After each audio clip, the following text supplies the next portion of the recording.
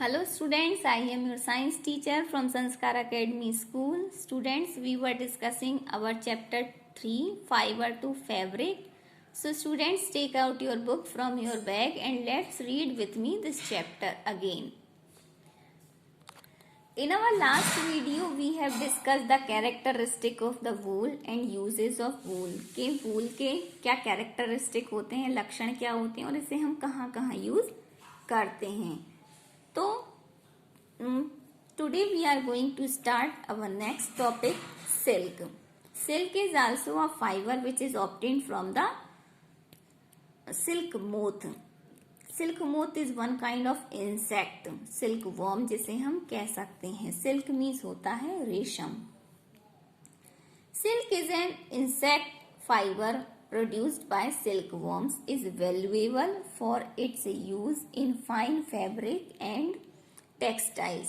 जो सिल्क है, silk is an insect fibre produced by silkworms. Silk एक silkworms के द्वारा मिलने वाला, एक कीट से मिलने वाला एक फाइबर है जो कि बहुत ही वैल्यूएबल होता है, मूल्यवान होता है. इसका यूज हम किस में करते हैं? फाइन फैब्रिक्स, अच्छे कपड़े और अच्छी टेक्सटाइल्स को बनाने में इसका यूज करते हैं. Although cocoon covering of fiber are made by large number of the insects, only those of the mulberry silk moth, Bombyx mori and a few other moths closely akin to it. अब देखिए, although cocoon covering of fiber, जो cocoon covering fibre की जो cocoon की covering होती है, are made by the large number of insects, किसके द्वारा बनाई जाती है? बहुत सारे इंसेक्ट्स मिलके इस कोकून की कवरिंग को तैयार करते हैं. Only those of the mulberry silk moth, किसके कारण? जो सिल्क मोथ है, मलबेरी सिल्क मोथ. मलबेरी का नाम यहाँ इसलिए आया हुआ है क्योंकि मोस्टली जो सिल्क मोथ हैं, जो सिल्क वॉर्म्स होते हैं, वो मलबेरी प्लांट पर ही पाए जाते हैं. Bombyx mori and a few other moths closely akin to it, और बाकी के जो अदर मोथ्स होते हैं वो इसके क्लोज होते हैं. Are used by the silk industries, और इसका यूज किसके लिए किया जाता है? इन सिल्क मोथ से मिलने वाला जो कोकून होता है, कोकून फाइबर होता है, वही सिल्क इंडस्ट्री में यूज किया जाता है. The silk of other insects, notably the spider, is not used for certain manufacturing purpose. The silk of other insects, जो अदर इंसेक्ट से मिलने वाला जो सिल्क होता है, नोटेबली द स्पाइडर. अब मेनली आपने देखा होगा कि स्पाइडर जो मकड़ी है, मकड़ी भी एक तरह का जाल बनाती है, एक तरह का जाल तैयार करती है, लेकिन उसको हम सिल्क फाइबर्स बनाने में या सिल्क के मैन्युफैक्चर में यूज नहीं करते हैं. ओनली सिल्क वॉर्म से मिलने वाले जो फाइबर्स हैं, उन्हीं का यूज हम सिल्क के फैब्रिक्स बनाने में यूज करते हैं. The rearing of silkworms for obtaining the silk is known as sericulture. Sericulture is written after this page. The rearing of silkworm for obtaining silk, रेशम प्राप्त करने के लिए सिल्क के कीड़ों का पालन पोषण करना ही क्या कहलाता है? सेरीकल्चर कहलाता है, रेशम कीट पालन कहलाता है. Then next is, here is written sericulture. Silk is a fine, strong and shining fibre. Silk क्या है? एक अच्छा, मजबूत और चमकदार रेशा होता है, फाइबर होता है. It is strongest of all the natural fibres, और यह जितने भी नेचुरल फाइबर्स हैं, नेचुरल फाइबर्स मीन्स जैसे कि कुछ फाइबर्स ऐसे होते हैं जो नेचुरली ही हमें ऑब्टेन होते हैं, जैसे कि वूल, कॉटन, जूट. इन सभी फाइबर्स के कंपैरिजन में जो सिल्क फाइबर होता है काफी स्ट्रॉन्ग होता है. Its strength is comparable to other fiber of steel of same size, और इसकी जो स्ट्रेंथ होती है बाकी अदर फाइबर के कंपैरिजन में काफी अच्छी होती है. सिल्क इज हाईली इलास्टिक, जो सिल्क होता है काफी लचीला होता है.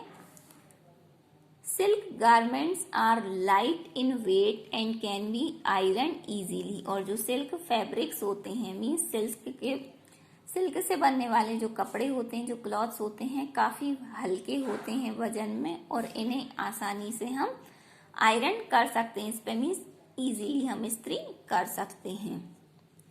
दे रेजिस्ट रिंकिंग। और जो सिल्क फाइबर्स हैं, सिल्क के फाइबर्स पे क्लॉथ्स पे रिंकलिंग्स नहीं आती है, मीन्स सिलवटें जिसे हम कह सकते हैं, इन पे सिलवटें नहीं आती हैं।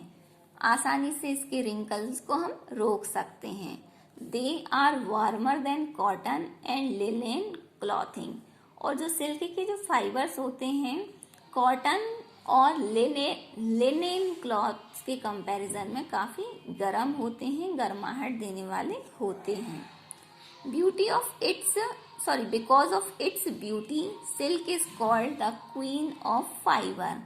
इसकी ब्यूटी के कारण, इस क्लॉथ की सुंदरता के कारण सिल्क को क्या कहते हैं? Silk is called the queens of fibres. सभी कपड़ों में, सभी रेशों की रानी कहते हैं। किसको? सिल्क को। मीन्स सिल्क की क्वालिटी, सिल्क के जो रेशे की क्वालिटी होती है सभी क्लॉथ्स में सबसे बेस्ट होती है, इसीलिए काफी एक्सपेंसिव भी होता है और क्वालिटी बेस्ट क्लॉथ्स भी होता है। Then next is history. History से मीन्स यहाँ ये नहीं है कि हम हिस्ट्री का सब्जेक्ट लेंगे, हम टॉपिक डिस्कस कर रहे हैं सिल्क का, तो यहाँ सिल्क की हिस्ट्री हम रीड करेंगे कि सिल्क आखिर हमें मिलता कैसे है और इसकी डिस्कवरी कहाँ से हुई है। Silk was first discovered and then developed in early China, possibly about 300 BC। अब देखिए, जो सिल्क है सबसे पहले कहाँ डिस्कवर किया गया था और कहाँ सबसे ज्यादा विकसित हुआ था? चाइना में, चीन में इसका आविष्कार हुआ था और सबसे पहले विकास चीन में ही सिल्क का हुआ था। और यह समथिंग 3000 BC के समथिंग इसका आविष्कार किया गया था। According to an old Chinese legend, the 40 years old empress Sejong was asked by Emperor Hong Ti to find the cause of damaged leaves of mulberry tree growing in their garden। अब देखिए, ये एक story है Chinese legend की, Chinese के एक व्यक्ति की जो कि 14 साल के the 14 years old impress Shillong ची नाम के एक चाइनीज व्यक्ति थे जिन्होंने कहा था, अपने शासक होंग टी से कहा था, एम्परर मीन्स होता है शासक, होंग टी से कहा था to find out the cause to damage leaves of the mulberry tree growing in the garden. उनके गार्डन में जो मलबेरी ट्रीज, जो सहतूत के जो ट्रीज लगे हुए थे वो डे बाय डे डैमेज्ड होते जा रहे थे और उसका कारण जानने के लिए उन्होंने किसको कहा था? होंग टी को कहा था।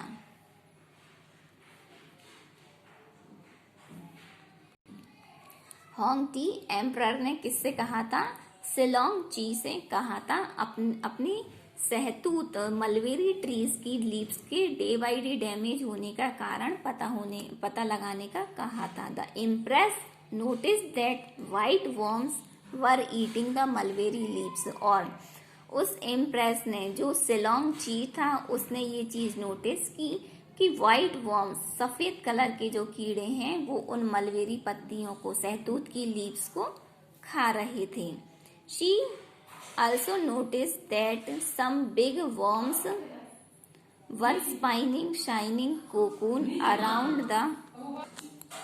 तो राजा की जो शासिका थी, जो वाइफ थी, होंग टी की जो वाइफ सिलोंग ची थी, उसने ये चीज नोटिस की कि कोई सफेद कलर के कीड़े हैं जो मलबेरी लीव्स पर प्रेजेंट थे और उन्हें रेगुलरली खाए जा रहे थे। She also noticed that some big worms were spinning shining cocoon around them। और उसने ये भी नोटिस किया कि कुछ बड़े जो कीड़े थे वे क्या कर रहे थे? स्पाइनिंग शाइनिंग कोकून, एक चमकदार कोकून अपने चारों तरफ बुनते जा रहे थे। As delicate thread separated from the cocoon, or sorry, as luck would have it, a cocoon fell into her cup of tea. She noticed a tangle of delicate thread separated from the cocoon. और उसी समय भाग्य से उसकी चाय की cup में एक इंसिडेंस के रूप में एक कोकून आकर गिर गया. She noticed a tangle of delicate thread separated from the cocoon. और जब उसने अपने चाय के कप से उस कोकून को रिमूव किया, निकाला, तो उसमें से एक बहुत ही डेलिकेट मीन्स नाजुक सा थ्रेड निकला. Later the queen learned how to reel the silk filament and thus the silk was discovered. और उसके बाद जो होंगती की जो वाइफ थी सिलोंगची, उस रानी ने यह सीखा कि किस तरह से उस सिल्क के फिलामेंट से, सिल्क के तंतु से, फिलामेंट से कैसे सिल्क के धागे तैयार किए जाते हैं, और इस तरह से सिल्क की डिस्कवरी कंप्लीट हुई. China successfully guarded the secret of producing the silk fibres until AD 300 when Japan and later India penetrated the secrecy. अब देखिए, China successfully guarded the secret of the producing silk fibres until AD 300. जो China था, China ने 300 AD के something जो silk के उत्पादन का जो सीक्रेट था उसे सीक्रेट ही बनाए रखा. लेकिन उसके बाद यह कहाँ तक आ गया, यह जापान में भी डेवलप होने लगा सिल्क की प्रोड्यूसिंग, और इसके बाद इंडिया में. पेनिट्रेटेड द सीक्रेसी, यह विकसित होते होते जापान और इंडिया तक सिल्क की प्रोड्यूसिंग की प्रोसेस बढ़ गई. Roman empire knew about it and traded in silk. और रोमन का जो एम्पायर थे वह इसके बारे में जानते थे. एंड ट्रेडेड इन सिल्क, और उसमें क्या किया उन्होंने, उसी से सिल्क का व्यापार शुरू किया. The secret of making silk reached Europe only around 500 AD by Byzantine empire. अब देखिए, the secret of making silk reached Europe, और जो सिल्क के बनाने का जो सीक्रेट था वो धीरे धीरे चाइना से होते होते कहाँ गया, चाइना से होते हुए जापान, जापान से इंडिया, और इसके बाद यह कहाँ फेमस हो गया, यूरोप में. सिल्क फाइबर के बनने का सीक्रेट फैल गया अराउंड 550 AD 550 ईस्वी में. किसके द्वारा, बाय बेंजाइट एम्पायर. बेंजाइट एम्पायर के जरिए ये यूरोप में फैल गया.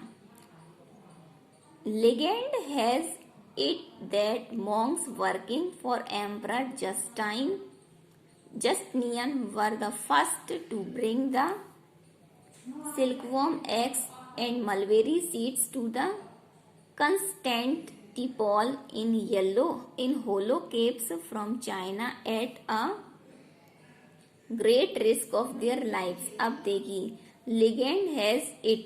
legend मीन्स होता है एक कोई भी